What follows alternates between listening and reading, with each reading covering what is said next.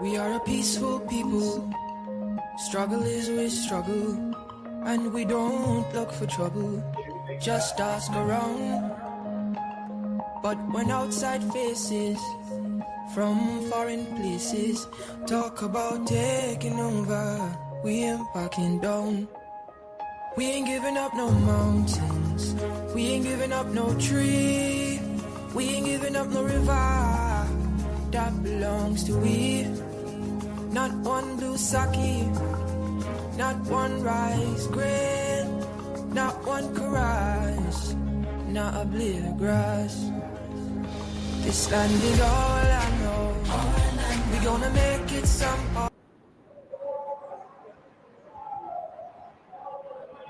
Coming to you guys soon in 10.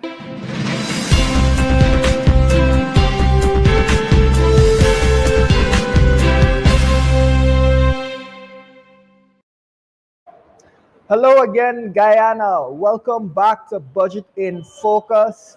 We are here today to discuss the latest with the budget remarks. I've got with me MP Vinceroy Jordan, who just gave a strong performance speaking on the agricultural sector as well as a couple of other areas. And we're going to chat with him. MP Jordan, how are you today? Quite well. Thank you for having me, Elson. I'm doing great. Great. You gave some really, I think, interesting remarks about Gaisuku. I know that has been a difficult issue for a while now in Guyana, and we want to flesh out some of our thoughts on that. You mentioned the stewardship of Gaisuku under the PPP versus under the coalition. Look, we need to ensure that the public is aware and the public is brought to the point that they understand what is really or what has really happened in Gaisuku and what is happening now. Yeah. The PPP continues to peddle that Gaisuku is somewhat something that the coalition doesn't like, an organization that we don't like. We don't like the workers. We don't like the entity for the fact that majority are Indo-Guyanese, but that is far from the truth. Gaisuku, as a matter of fact, is one of the industries that we as a coalition would have not only put together a plan, but we work to ensure that it returned to profitability. And the first stage of that was ensuring that we met targets year after year, and also having a diversification plan to see Gaisuku sustain over the years. That apart, we ensure that we began the mechanization and the modernization of the factories in Gaisuku, as much as they're saying now that we did nothing.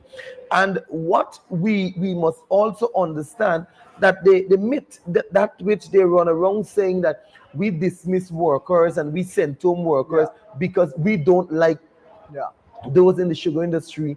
We when we look at the ILO report, we would understand that Gaisuku under the coalition and PNC government, successive PNC government, would have done far better than under the People's Progressive Party. Today, when we highlighted to them that, look, under the People's Progressive Party, Civic, over 11,000 workers or jobs were lost under the PPP from 1992 to 2015 when we took office. When we took office, between then and 2020, and in addition to the periods of Hugh Desmond and our founding leader, Lyndon Forbes Sampson Barnum, we recognize that it's just a mere 5,000 something workers that were displaced. And it was not a deliberate displacement. It was a displacement out of necessity, so as to ensure that the cooperation is sustained. What Guyanese must also understand is that the coalition, the lie that they peddled, that the people did not receive severance. They did. It might have been a bit late, but they did receive their severances. And that is key for Guyanese understanding, because they run to the house and they talk about 7,000 Guyanese being placed on the breadline and 7,000 Guyanese, and we gave them nothing. What they did, in fact, is come back into government. As a matter of fact, they played with their minds. They promised them before the election that we're going to give you this and we're going to give you that. And when they came back, they gave to the workers additional monies apart from what we would have already given Yep. as their compensation or severance. And they now use this cash grant doling out to appease their support base by giving them more monies. And we will recognize, or you would recognize from the record, that over $500,000, or rather somewhere there about, was given to each worker that was severed. Apart from them, some of them being relocated to other estates, like in Iflot, for example.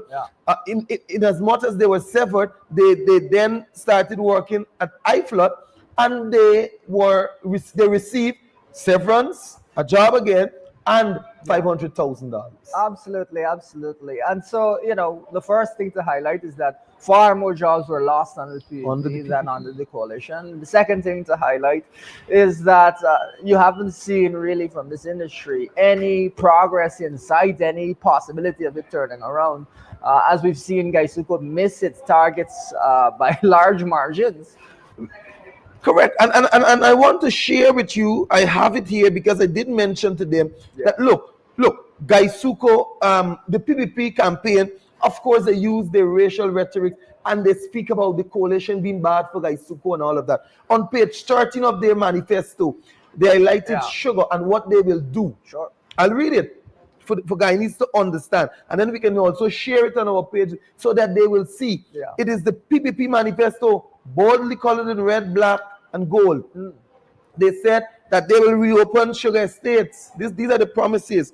They said they will re-energize the local economy in the sugar communities. We can go to all the sugar communities, Blaymont, Iflot, we can go in Rosal and Albion Estate, Port Moran, thereabout, and we will see and understand the plight of the people right now. They said that they will pursue productive diversification and provide retraining and employment opportunities for workers. We have seen that they have done not 1% of diversification to Gaisuko over the years. It is the same old sugar production, and they have failed significantly to produce any target. As a matter of fact, the minister said last year that they will produce 100,000 tons of sugar. When we finished 2024 at December, we saw, and Guyanese know, that the Sugar Corporation only produced a mere 47,000 tons of sugar. And they want to make the comparison in the budget that they failed by sugar contracted by 20-something%. I think it's 21.9 thereabout. But the reality is that their original projections were 100,000 metric tons of sugar. And by going as low as 47,000 metric tons, tell me that you would have contracted by over 50% in actuality, as against what the minister stated in his budget. And that is why I stayed away from mentioning that 21% reduction, because it is not the truth. They said 100,000 tons. The minister said again today that they will make the 101,000 metric tons, some 115% increase. Now look, Elson, you're a better economist than I am. I have no studies in economy besides the little 1 or 2 courses that you would have done at the university, and when I studied in business administration. But we have seen over the years that Gaisuko failed miserably. It's no rocket science to produce the set targets. We have seen that they have spent more and more in the same production. We saw that they lost over $22 billion in trying to produce sugar. And you're going to tell me now that you're setting a much larger target than the failure of last year? It must be an election gimmick. It is playing with the minds of our Guyanese. And I can continue to go on this topic of sugar with regards to their promises, but I'll go to the last one. I just want to point out with regards to their management. Work to solve the problems of the industry as a whole by firstly bringing the industry to break-even status and profitability. By ensuring better management and greater efficiency through retooling, mechanization, production, diversification, and private participation. Now, this in itself, Mr. Lou, says that they have failed on every aspect. We saw the management turn around. that the president now have to say that heads will roll. Yeah. Is that the turnaround and efficiency in management?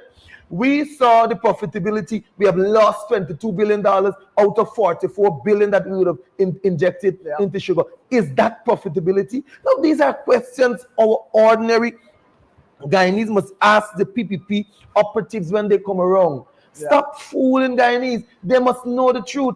And when they want to put them back, or those who might not be having not the information at hand, and they want to put them back into government, we are planning, or we putting them to repeat the very thing and worse than what they would have done. And Gaisuko continues to be a big part of agriculture, although there are many other areas, because it is one area or sector that takes majority of our monies but does not produce in return.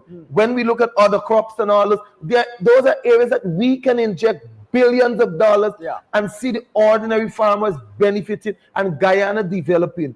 But they continue to play the race game. They continue to play the narrow politics of wanting to achieve votes from our Indo-Guyanese brothers and sisters by putting money into Gaisuku and trumpeting that they will continue to work for the betterment of Guyanese and Indo-Guyanese because they keep in sugar.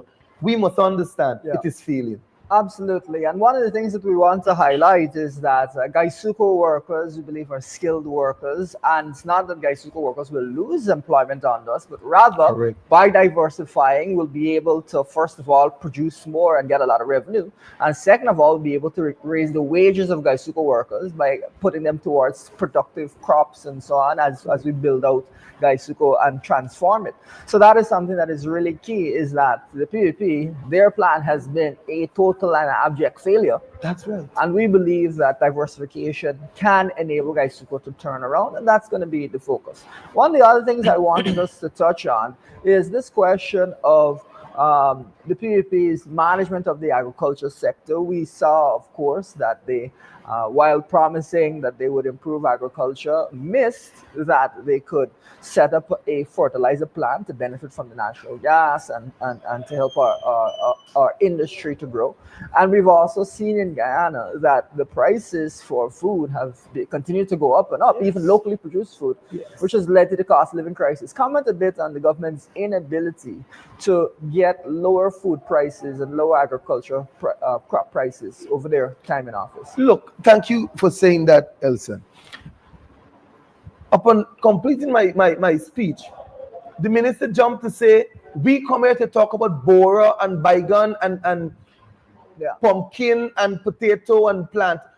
But he failed to realize that it is that the ordinary Guyanese have to use. But they eat steaks and all these things. They are not, really concerned about the ordinary Guyanese. When a man used to pay $300 for a slice of pumpkin in the market in 2020, and having now to pay $1,300, $1,300 for a pound of pumpkin or a slice, because now these days they just slice and tell you it's $1,300. It means that pumpkin is short in the market. They have done nothing to improve cash crop farming. I for a fact went to Bath Settlement, where some of our farmers, and it was recorded on our party page, they are struggling. We have farming equipment that they can give to young farmers, real farmers, I must say, who can work the ground and bring, reap crops and bring this whole high cost of living down by having a greater supply that will actually make that meet the demand and actually bring down the prices. They have been starving. The small farmers, they have not catered for the needs of our small farmers, and it is the small farmers in places like Berbice, in the Pomeroon, it is our small farmers that ensure that Starbuck Market gets the vegetables and the fruits. They have given to their friends, their families, and their favorites the equipment. I'll tell you, for example, in Region 5, a seed planting machine, drainage and irrigation pump, and they give it to people who do no farming. 100 birds, and they give it to their friends, when the real farmers are deprived of this. You can continue to talk seedlings and all of these things. that will benefit the small farmers. Yeah. One poultry farmer spoke to me the other day, and he mentioned about his birds dying, and that has to do with the IBH pandemic that is currently affecting the poultry sector. He said he lost over 1,500 birds, and when he went to the ministry failed to give anything. It was the president. He had to meet with President Ali as though he's begging, as though, you know, this is the kind of thing they want you to come and swat away them and do. This thing, it should not happen. The president instructed the minister that he must receive birds and get a starter back on his feet. You know what they did? The minister gave him just about 300 birds. You losing over 1,500 birds. You got to consider feed, other expenses, water, workman, labor. You have to just imagine a tray. The empty tray is $80. I didn't get to touch on it in my speech because of time. When you have to consider a tray being $80, 5,000 and something dollars is a bag for feed, and that being compared to in 2020, which was about $2,500, how could a small farmer survive? And then you're talking about food security, and you're talking about reducing cost of living. We're in for disaster. We're in for disaster. Absolutely, absolutely. One of the other things that we want to chat a bit about as we wrap up is this question of drainage and irrigation, the pump stations. They've awarded several contracts for pump stations, multiple delays. We've even seen TV commentators be given pump station contracts. Comment a bit on the government's approach to drainage in the last few years. No doubt that with the advent of climate change, we need the necessary D&I infrastructure to be put in place. But the manner in which the People's Progressive Party, Civic, is doing it is what is the problem. You cannot embark on building pump stations around the country and give it to your friends and families, and incompetent ones at that.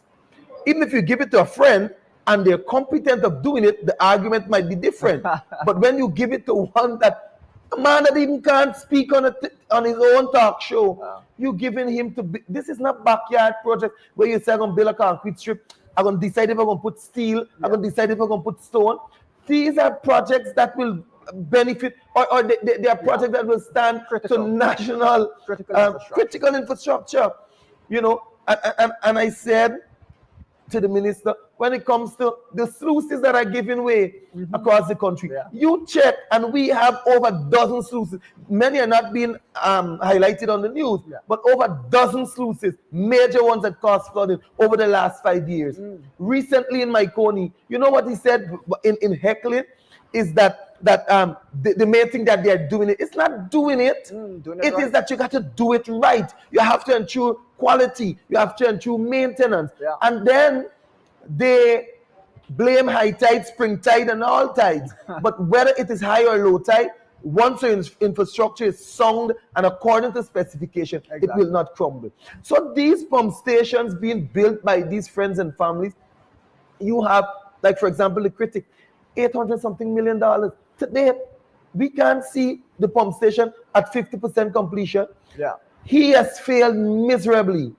And across the country, check Bell West, check Cottage Pump Station, check on the Quarantine, check Canal Polar in region number 3. You would see that many of these pump stations are still incomplete. Although we have passed the deadline, which is far past 2 years, and they're still standing. One typical example of the incompetence is the one that was awarded at Cottage Myconi. That pump station, the minister reported last year in the debates that, or the consideration of the estimate, that it was 75% completed. When the minister returned for I'm losing it.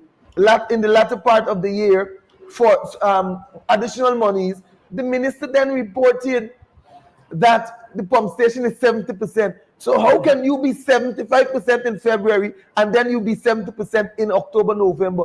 This is foolishness. It's madness. Guyana cannot be a real place. It went backward. It went backward. How can your progress reverse when you have said 75% completed early in the year? You had 9 months and your progress reversed? This is nonsense. And Guyanese must take a stock on what we are saying. These are the things. MB Jordan, thanks so much for your time. I think that's a great note to end on. Guyana is going backwards onto the PPP. Folks, tune in, continue to tune in over the course of the afternoon. We're going to have additional programs. Thank you for tuning in.